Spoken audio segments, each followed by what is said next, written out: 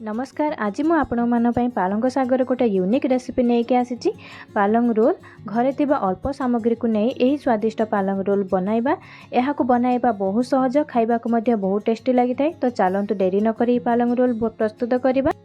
ये मुझे पालंग पत्र को भल भाव धोईकी नहीं यार डेम्फ को काटिदबा, खाली पत्र को रखा। तो यही भाव में सबुजाक पत्र डेम्फ को काटिदबा। एबे नबा सीझा आलू। मुझे 3टी सीझा आलू को नहीं आगुरी यहाँ सीझे रखी थी।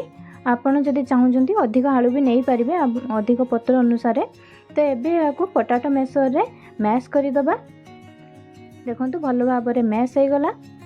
तो एबे यहाँ पर किछि धनिया पत्र को नबा, कटा कंचा लंका दबा, स्वाद अनुसार लुण नबा, 1 टीस्पून लंका गुंड दबा, 1 टीस्पून जीरा गुंड दबा, 1 टीस्पून चाट मसला को दे भल भाव में चकटी दबा।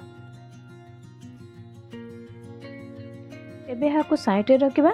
एबे गोटे कटोरी नबा, से 3 चमच बेसन को दबा, स्वाद अनुसार लुण दबा, 1/2 टीस्पून हलदी गुंड, 1/2 टीस्पून लंका गुंड और 1/2 टीस्पून आजबिन को देके हाथ में ये क्रश करके दबा, जहाँ फल फ्लेवर बहुत ही भल आसी थाए।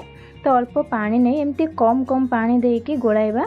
एकाथरे सबू पानी की दबा नहीं, कम कम दे पानी दबा। गोटे स्मूथ बैटर टी प्रस्तुत करवा।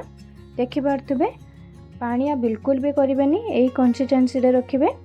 तो एबे कौन करवा ना, काटी रखि पालंग पत्र को आनिबा, से गोटे स्पून आलू स्टफिंग आनिबा। तो स्पून साहाय्य रे एभली चारि पाखरे स्प्रेड करवा। जदि न होची हाथ रे भी स्प्रेड करि परिबे। तो देखंतु भल भाव में स्प्रेड हो गला। तो एबे कौन करवा ना, यहाँ को रोल करवा। एमती देखि पार्थुबे एभली भाव में भल भाव में रोल करेंगे।